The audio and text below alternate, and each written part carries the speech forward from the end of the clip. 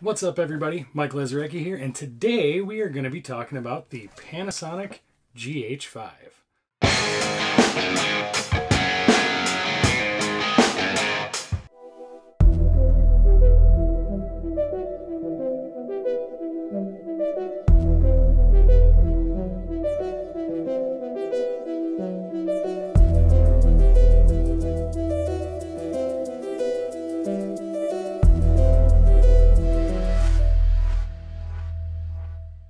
Okay, so the Panasonic GH5. This is not really a review video. This is really going to be more my first impressions and my opinions. Nothing scientific, just really kind of the meat and potatoes of what I feel about the camera. So if you're looking for a scientific review, this is not the place to be. This is really my hands-on use, my feelings on it personally. I'm going to be talking about some of my favorite features, some of the things that I think are really great about the camera. A couple of little things here and there that, you know, could be better, but don't break it for me necessarily. I'm also going to be talking about who I think this camera is an awesome option for. So I have to say, I'm not affiliated with Panasonic at all. I'm not being paid by them to do this kind of a thing. These are really my true personal feelings on the camera. Yeah, so let's get into it. So, all right, so the Panasonic GH5 has probably been one of the most anticipated cameras for the past couple of years. So now that it's been out for a little while, it does seem like, at least in my opinion, that Panasonic really managed to hit their mark with this one again. Previously, the Panasonic GH4 had really made a big splash in the market, really kind of revolutionizing the capabilities of these small mirrorless cameras. So it was only natural for people to expect that the GH5, and when it was released, it was going to be a big deal, you know. And, you know, in my opinion, I think it is. I think it's a really big deal. I think what they've packed into this little camera body is just incredible. So first, we're going to talk about the camera body itself. And I keep saying this little camera. It's not that little. It's actually one of the largest mirrorless bodies I think there are. Overall, it's quite a bit beefier than its predecessor. Now, depending on what you're looking for, that can be a good or a bad thing. You know, if you're looking for something that's as small and compact as like a Sony a6500, this is not going to be for you. This is going to be more along the lines of people who are looking for something that's more substantial. In my opinion, it's great. I love how substantial the body feels. It actually reminds me very much of my old Canon 5D. So it's a little bit smaller, but realistically, they're not all that different. I mean, they both feel really good ergonomically. They both have this kind of beefy, you know, substantial feel to them. Now, once again, the size and the weight of the camera is maybe not necessarily the best thing for everybody, but for me, I really love it. It feels good and really well designed. The button placement on the GH5's body itself are really fantastic. It's very well thought out. It honestly allows for nearly one-handed operation of almost every function you need. It's amazing. So all of the custom function buttons are really well laid out, pretty easy to access. I love that there is an individual ISO and white balance button on the top of the camera near the shutter button. It really allows you to quickly attack that button and make your adjustments via the wheels. And that's what you need. If you're out, you know, trying to pull focus and you're, you know, doing one of these guys and you need to get to one of your settings, you don't want to have to pull it away from you, look it over and all that. You want to be able to make those changes on the fly and be able to capture that shot. And of course, the Micro Four Thirds mount, as usual, is so versatile. You can adapt almost anything to this lens mount. It's incredible. So now getting into some of the internal features of this camera.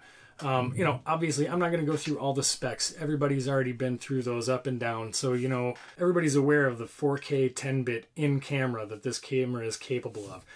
And that's amazing by itself. That, to me, that's a win. Done. There's all these other features that I think are really cool. And one of those features, one of my absolute favorite features on this camera is actually the built-in scopes. It's really cool to be able to actually see a legit exposure and color scope right inside of the camera, and it's coming right off the sensor, right onto your monitor screen. And so what I did was actually using some of those function buttons that we talked about earlier, I actually remapped the custom function button that's right up by the lens mount to toggle through the scopes. And that way, with one hand while I'm shooting, I'm able to toggle through the scopes and be able to actually check my exposure real time as what the sensor is seeing, and then be able to use the vector scope right there real time toggle through it. They're a little bit big, so you don't want to leave them on the screen necessarily, but as you toggle through, you can keep an eye on your exposure, check the vector scope, click it again, it's gone, and you're off and running. And it's that quick. You literally tap the button a couple of times, you got everything you need right there. Another fantastic internal feature of this camera is the variable frame rate. Now, I know this has already gotten a lot of talk and a lot of hype from a lot of people, both on YouTube and just online in general, but it really is fantastic. The slow motion this thing produces is incredible. You know, the 120 frames a second is crisp and clear. It is absolutely beautiful. You can kick it all the way up to 180 frames a second. You lose a little bit of quality doing that, but you really still do maintain a very, very nice image in up to 180 frames a second in body. It's incredible. Right there on your SD card. Now, it doesn't record sound while it's doing this, and I've heard a couple of people complain about that, but at the same time, I'm not really sure why you would want that weird, wonky sound. You know, I'd almost rather be recording sound externally with a clip and then, you know, matching it up that way if I really had to have sound, because if I'm going that slow motion, I'm not using sound from the camera anyway. So I don't know, maybe that's just me. So another kind of internal feature of the camera, it's not really like a software feature necessarily, but it's a feature that anybody who has used the GH4 for a long time already knows and loves, but the battery life. Now, I've got the battery grip on here, so I've literally doubled my battery life on this thing, but with one single battery, I'm getting nearly 4 hours of shooting out of it. With the battery grip, I have not shot long enough with it to kill both batteries, period. Like, I've had this thing out all day and then some, and then shooting the next day at home and screwing around with the camera and still have not been able to kill it completely. Anyway, so the battery life is fantastic. Way above its class in anything else. I mean, you could go through 7 batteries in a Sony a7S or Sony a7R in the time that you like drop 2 bars on the battery in this. So that's a huge plus. Very nice. And finally, we come to the image quality. Now, I have to say, Panasonic, I have really kind of fallen in love with the image that comes out of their cameras. I'm actually shooting this video on a Panasonic G7. This is a camera that I've used for, you know, a couple of years now, and it still produces an image that I absolutely love. You know, I know that some people don't really care for the color science much. This is a non-scientific thing. I love the way the image looks. I like the way it grades. Even, you know, I don't use the Vlog L function. I've gotten so used to the Cine D using the Panasonic G7 that I haven't even purchased Vlog L for this camera. And frankly, I don't think you need it, to be honest with you. It's something that if you set up your color profile the right way, especially with the GH5 with 10-bit, if you set up that color profile the right way, you can have kind of a log type image, a flatter image that you can play around with a little bit more in post and really get great results out of it. You know, additionally, I think that there's been a lot of things swirling around on the internet about Vlog L not really having the greatest color science and you know, some weird macro blocking and things like that. And you know, I don't feel like I should spend $100 on a color profile that I might end up being annoyed with. I don't think you need it. I think this camera does really well on its own, regardless of which color profile you're using. It's a beautiful image. In fact, you really kind of need to bump the sharpening down in any of the Panasonic cameras, the G7, the GH4, the G85, and the GH5. They all need to have the sharpness bumped down in camera because they are just razor sharp. So yeah, keep that in mind. So as a couple of side notes, there are a couple of little things that I don't care for with the GH5, and that they're kind of picky little things. Let's talk about low light performance. Let's be honest, nothing is an A7S. People should stop comparing everything to an A7S because frankly, I don't think we're a ways away from having anything out there that's going to really compete with the low light capability of a Sony A7S. Now, that being said, the low light capability of the GH5 is considerably better than the G7.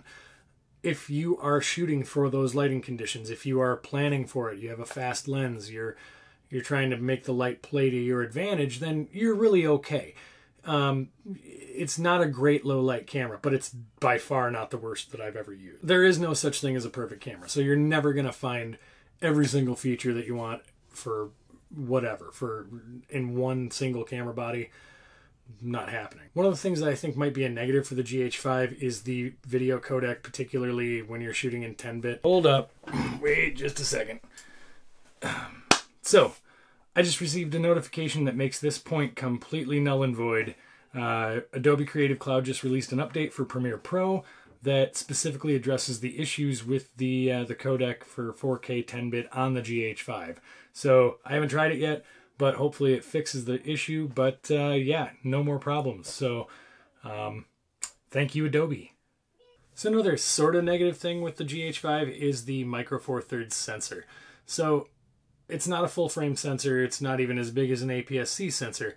And so with that comes the kind of trade-off that you're not going to necessarily get the shallow depth of field quite as easily. You know, there are some workarounds with speed boosters and things that you can kind of get that to behave as a larger sensor.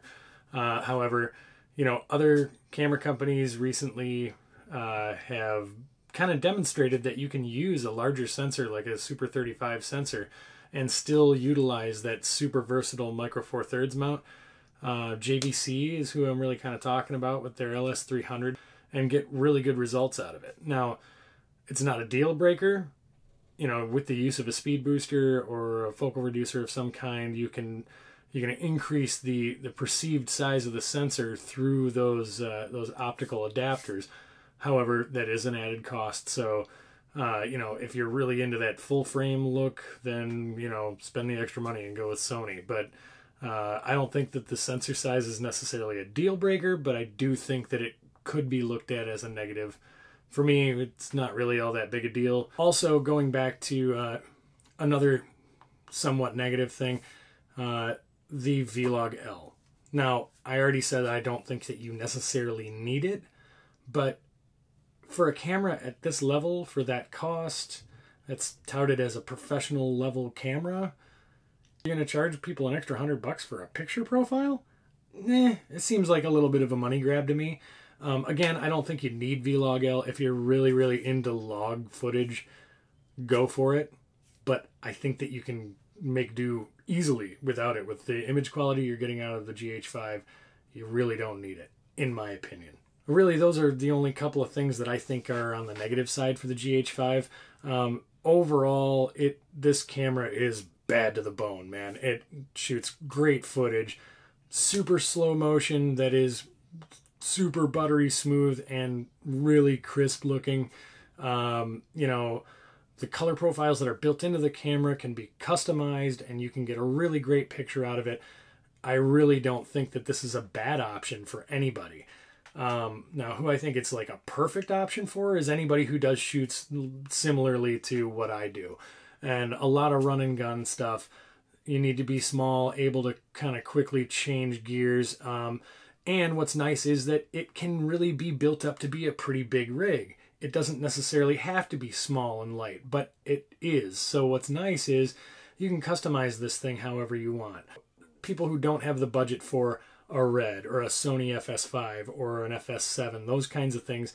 And really, what you're really looking for is a camera that is kind of a nice all-arounder that can get you through most situations. Run and gun kind of stuff, documentary style stuff, weddings, you know, small corporate stuff. And with the Micro Four Thirds mount, you can get adapters for almost any kind of glass. It is a perfect option for a ton of people out there. So, you know, look at your budget, look at what you think you're going to use the camera for. And if you're really in more of a run and gun style, this is a great option for you. So I hope you guys got something good out of this. Thanks a lot for hanging around and listening to my, you know, feelings and thoughts on the Panasonic GH5. If you guys did like this video, please hit the subscribe button, hit that thumbs up, and feel free to comment or ask questions in the comments below. And aside from that, I will see you in the next video.